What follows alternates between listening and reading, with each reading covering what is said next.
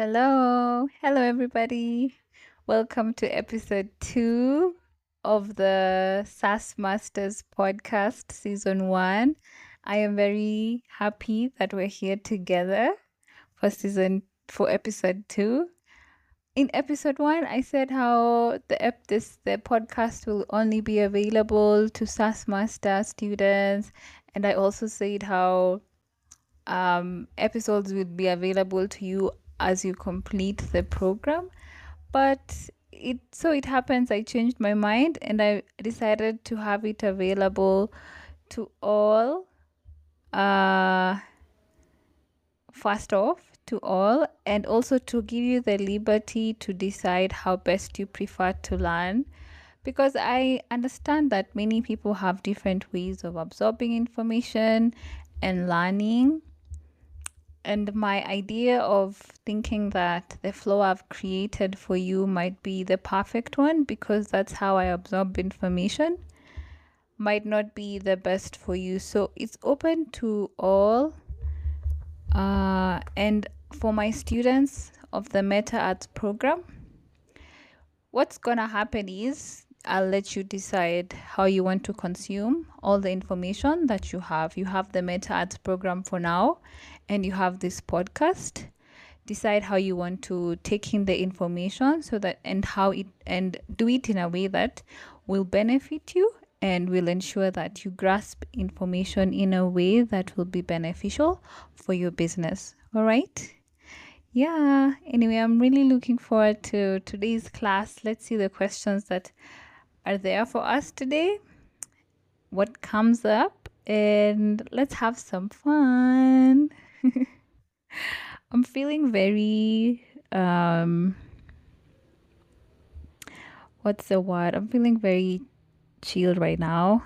It's like I'm recording this at around 6, feeling very comfortable, cozy, and ready to just chat as if I'm answering your questions and we're together. So let's spend some time together and learn, right? Yeah, so this episode we're going to focus on the questions that might come up as you go through chapter 2 of the Meta Ads program. And the first question we'll focus on is, what is the business manager and why is it essential for running ads effectively?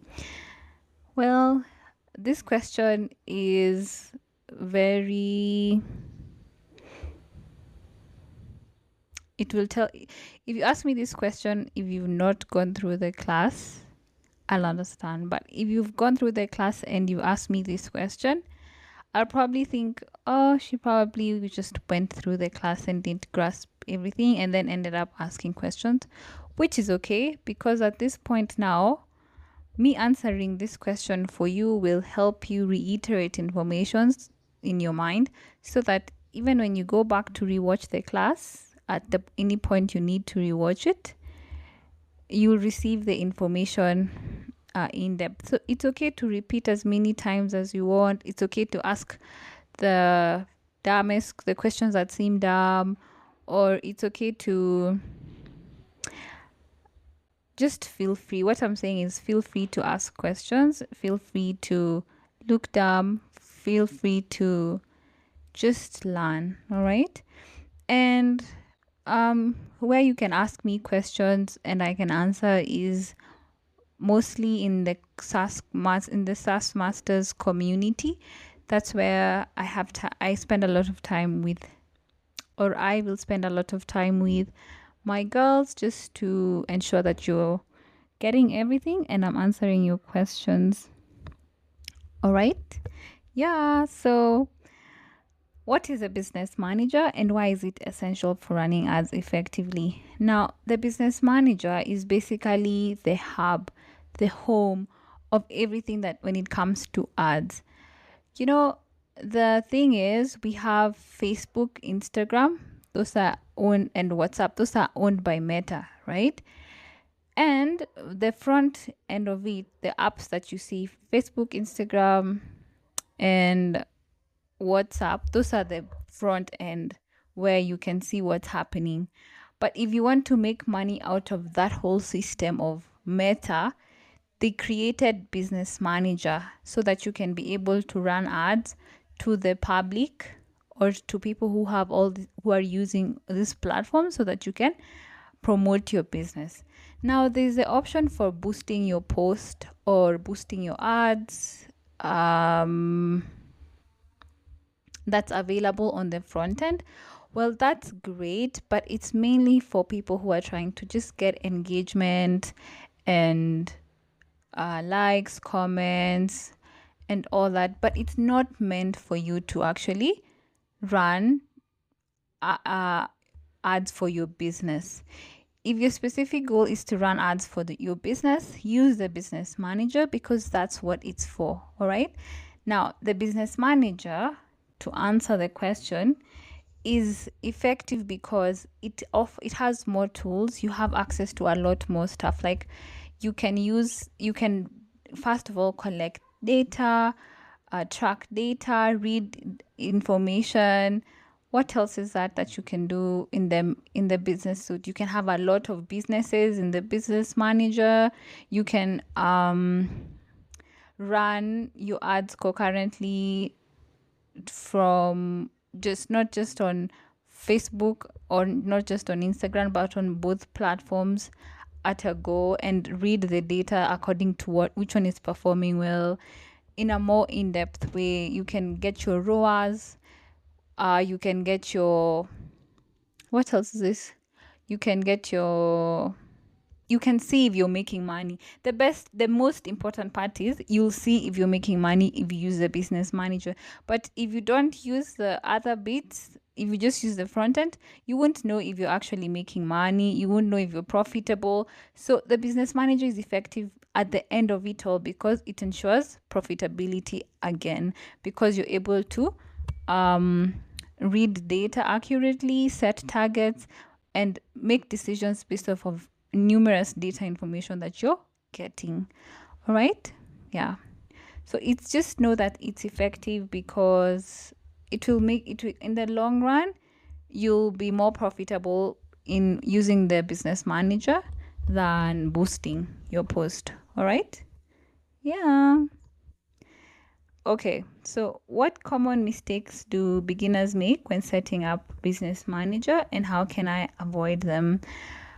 There are not very many common mistakes, but one I've observed is forgetting to connect all your accounts. Like for example, you can run an ad, but you forget to connect your Instagram. So when I see your ad, I can only see your Facebook, and then when I click on your ad, it takes me to Facebook, and then I get bored. Immediately I get bored.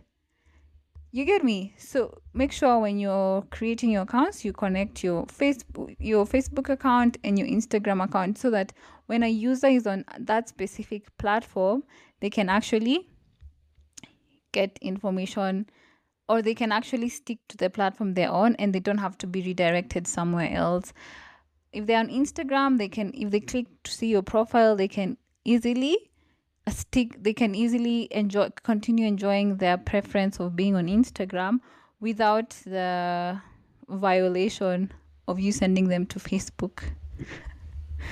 So make sure you've connected both Facebook and Instagram. And the other thing is the problem that comes up a lot is permissions. If you have a team, especially if you have like people or you have business partners, just make sure that the way you set up your people in your account is in a way that first off is secure and ensures that when they leave you still have access to stuff. Because I've worked with so many people who going into getting access to their account and they don't even know who has what, and it's people who they've not talked to in a long time.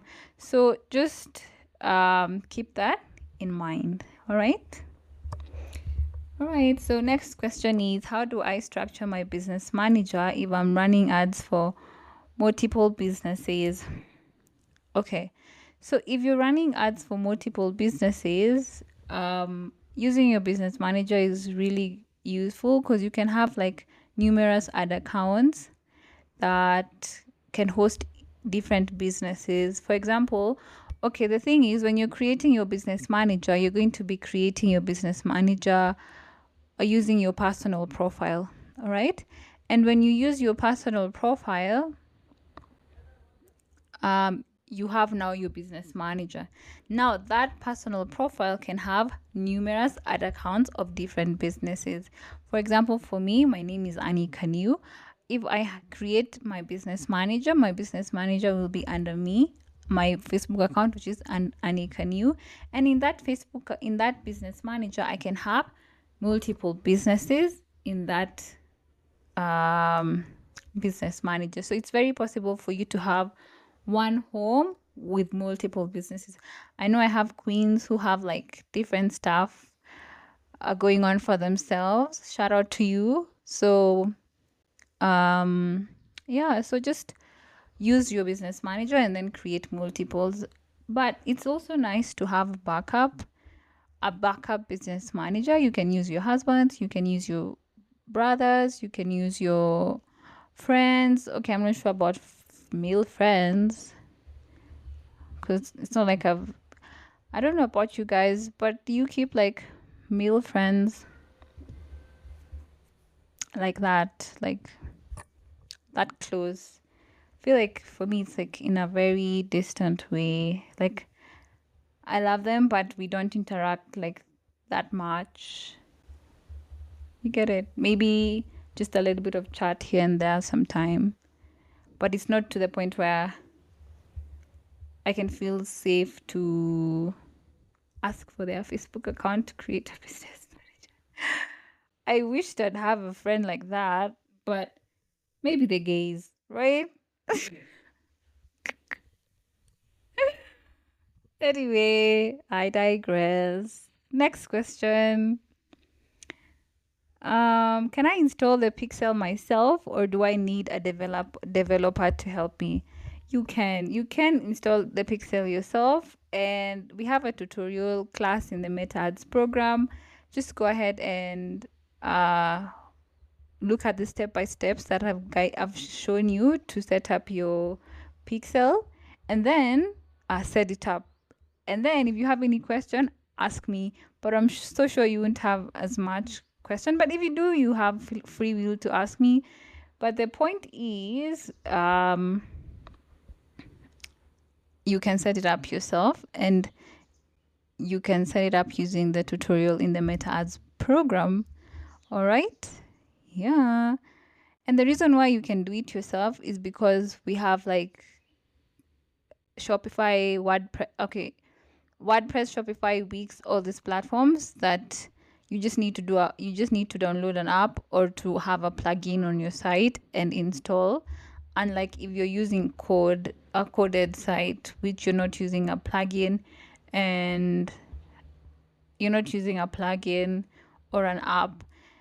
So, and I'm sure most of my girls have like sites that are WordPress and Shopify or Wix, because that's easier for us, right?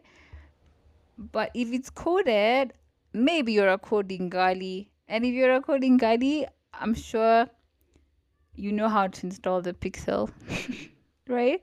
So yeah, so it's very easy to install the Pixel yourself. Next question is, how can I test if my Pixel is tracking data correctly after installation? How you can test if your Pixel is tracking data correctly after installation is simply by installing a Chrome extension. Now, a Chrome extension is an extension that you install in your Chrome browser.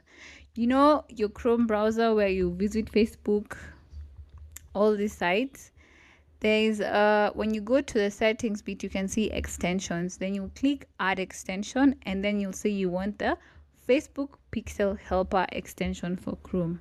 All right, and then you'll install it. And then once you install it, when you visit your website, the sign of the Pixel Helper on your dashboard, you'll see the Pixel Helper should I call it a toggle, will appear at the top of your Chrome. She'll be like, I don't know what sign that is, but it's gonna be green color. And then when you visit your website and your pixel is connected, it will turn blue, and there'll be like a pop-up of like a green number showing number 1 or 2. You get it? Or multiple numbers depending on how many pixels you've installed. But the point is, it's very easy, and the good thing is I've shown you how to do it in the Meta Ads program, so get into it. Next question: what are the 3 benefits of using a pixel for small business owners?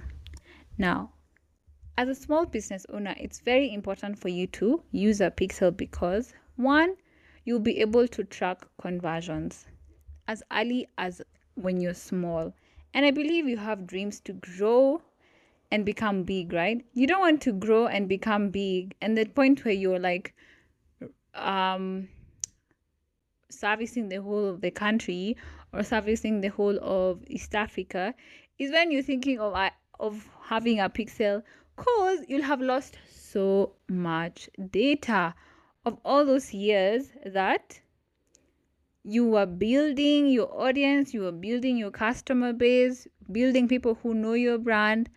All that, you won't have data of it, and it will just be like you're starting from scratch. You get it? So it's very okay. I've just noticed something. My girls who don't have a website but they have a big business might worry, oh, did I waste my chances? Da, da, da. No. You didn't waste your chances. When you install your pixel now, I'm so sure the people who love you will and already know your brand will visit your site and you'll collect data. But the point that I'm trying to say is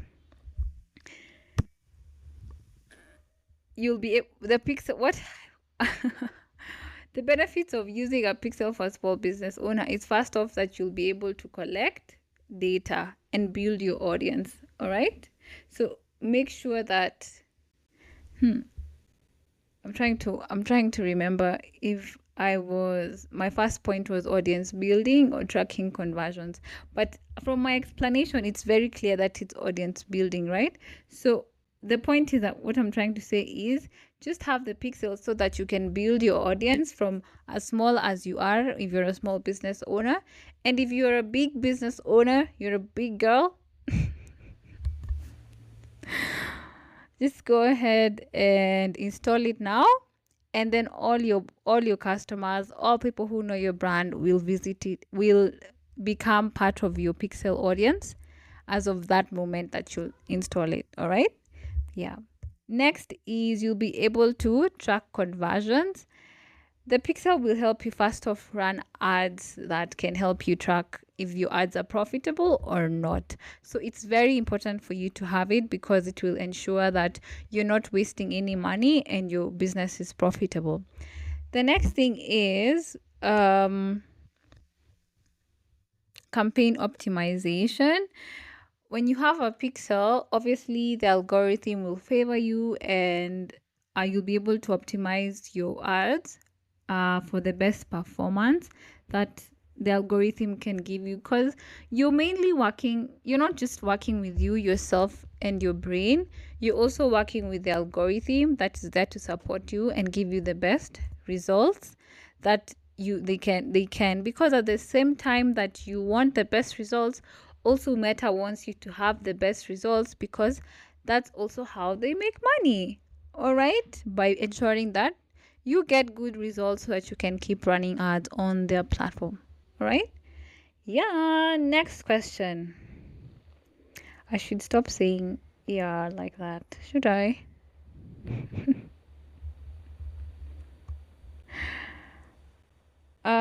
Next question is, why is a clean naming system important when scaling your campaigns? This is in regards to the naming convention class, which I really like. The reason why it's really important is because when you're running, you have multiple campaigns. Imagine yourself in your dashboard you have so many campaigns. You are servicing the whole of East Africa. So you have ads for Kenya, ads for Uganda, ads for Tanzania, ads for which other is, do we have 3 countries in East Africa? I hope so. So imagine you have all those ads for those different countries. And then what happens is you've not named your ads. You don't know what's happening for where. You don't know which ad set. You don't know which campaign is which one. You don't know which ad set is which one. You don't know which ad is which one. You get it? Like, what I'm trying to say is you'll get really confused and overwhelmed. But if you've named your campaigns correctly, it won't be easy. It won't lead you to be feeling overwhelmed, because of the simple fact that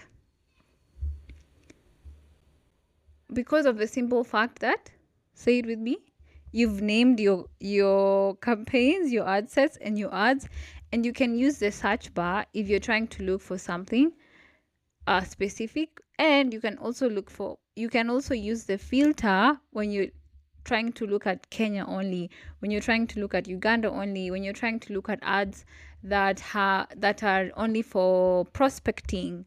You get it? So it's important for you to have a clean naming system so that you can be able to look at your ad account in a way that is not overwhelming. Plus, it will also help you to ensure you can troubleshoot easily. And for example, when you want to stop running ads for yourself and you hire Sam, for example, Sam is our brother company where we assist our girls to run ads for their businesses. So, for example, if you hire Sam and then we come into your ad account, we want to know what you've been doing and what has been happening over the last months or years. So if you've named your campaigns, we'll be able to read your data correctly and make informed decisions so that when we pick it up from where you've left it off, it's a continuous success through and through. All right? Yeah. Next question.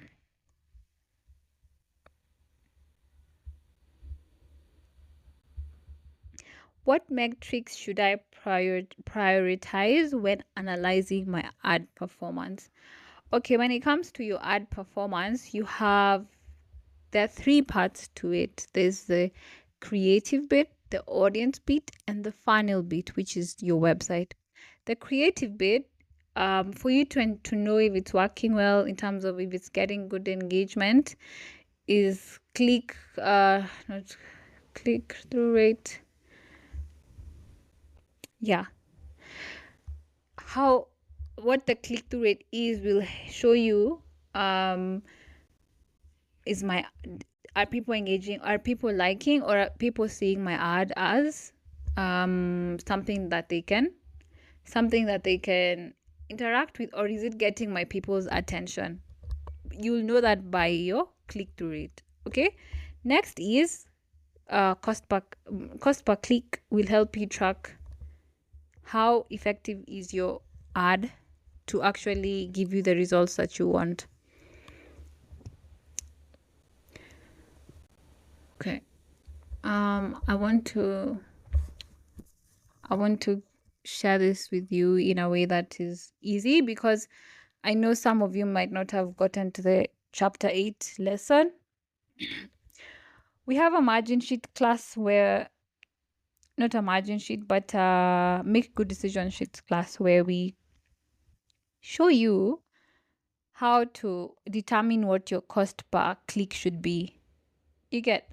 So if you know what your cost per click should be based off of your target ROAS, you'll come in and then you'll know if your ad is effective based on your cost per click.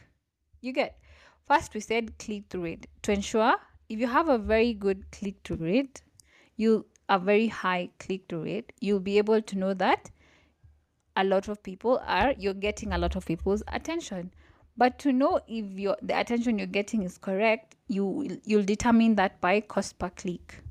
And that cost per click, how to know what you should aim for your cost per click, you have to have run ads for a bit or gotten a bit of data, and then using this data you'll be able to use that data to determine what your target to, and you use that data and your target ROAS to determine what your cost per click should be. And then with the knowledge of what your cost per click should be, you'll know if your ad is actually getting you the right people into your funnel. All right. And then another metric to focus on is obviously ROAS, as we have said that in the previous episode. I think we talked about ROAS so much in the previous episode. And then the other one is cost per acquisition, obviously, because that will also determine how effective your whole campaign is. Because if your cost per acquisition is high, there's trouble in paradise. If your cost per acquisition is high, you need to start looking at your click from at the entire funnel from the click through rate to see where the problem is. All right? Yeah. Next question is, yeah, this is a good question. So, what are some practical tips for managing campaigns with a small budget? So, you have a small budget for your ads. What are some tips that you can apply to ensure that your ads are effective? Now, if you have a small budget, the first things that you need to have is good, clear understanding of your business, who you're speaking to, and the value that your product has to them. All right.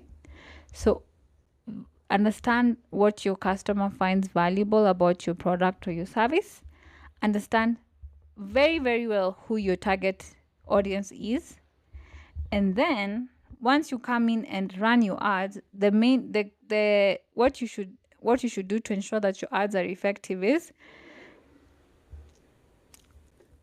first off, is don't go ahead and use videos. I wouldn't suggest for you to go use videos in your ads at the beginning, because that will cost you a bit more money. So use single images and carousel ads.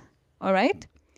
The other thing that you can use is dynamic creative ads for remarketing, because that will give you the results that you want. Okay, it will give you the results that you want with a high ROAS and cost effective. Okay, so first off is use low cost ad formats. That's single image, carousel, and dynamic creative. So you can use single image and carousel ads for your prospecting, and then your re-engagement and remarketing, combine them, those audiences, combine them, and then use DCT creatives for your remarketing. This is, for example, if you have an e-commerce store that sells multiple products, or you have like mainly just a product, that a site where people can see can select options. All right. So to the main thing for you is to use low cost ad formats. All right. Next thing is start with small groups of audiences. Now, I don't want you to say that you're going to target all women in Kenya if you have a small budget, because there, and you're just starting out there, you're testing a lot of you're going in to test a lot. But if you have a clear understanding that your product works so well with mothers who are new mothers, speak to your new mothers first. Select that segment of new moms or option of new moms in your audiences and speak to them first instead of just going broad at the beginning. You get it? So first thing is low cost ad formats. Second thing is audiences to be smaller or very segmented, or that's why it's very important for you to know your audience, so that the people you can actually select specific people in your ad targeting. All right. Yeah. So just keep that in mind when you're running your ads as a small business who doesn't have that much money when you're starting out. All right. Yeah. And then I'm so sure as you grow, your business will grow and you'll be able to now increase your ad budget. Okay. Yeah.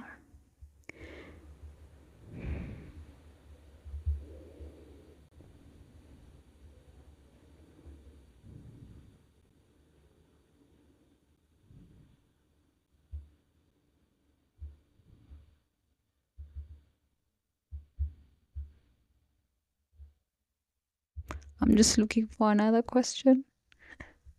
I think we're already like 20 minutes in. Oh, we're 30 minutes in. So let's answer the last question and then say our goodbyes. Hmm.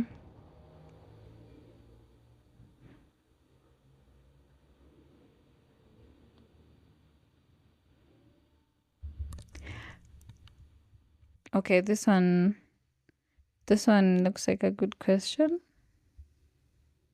How do I adjust my campaign strategies based on weekly performance insights?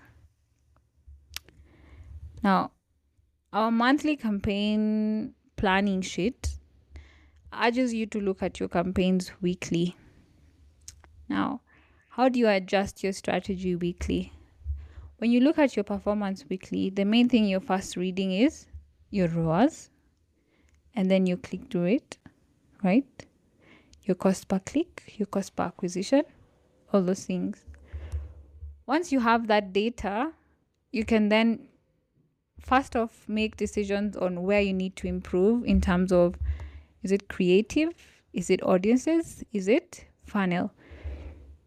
Once you know where you need to improve, then you can make the changes that are needed, or you can start getting creative, or you can know where the problem is and start getting creative on how you're going to solve it. Okay. So main thing is for you to be able to export the, okay, I don't want to be so advanced for the second episode because this is after we go into, after you've gone through chapter 8 of the Meta Ads program, you'll understand what I'm saying. But what I'm saying, what I mean to say is, look at the data and the key metrics that you need to look at are cost per click, click-through rate, cost per acquisition, and ROAS. Those will give you those 4 pieces of data will give you the information you need to make decisions based on your creatives and based of your how your funnel is doing and where the problem is. But okay, this question is taking me to chapter 8 stuff, and I don't want to complicate how you guys receive this information, because you have to have like a funnel dashboard. Okay, let me just say this, right?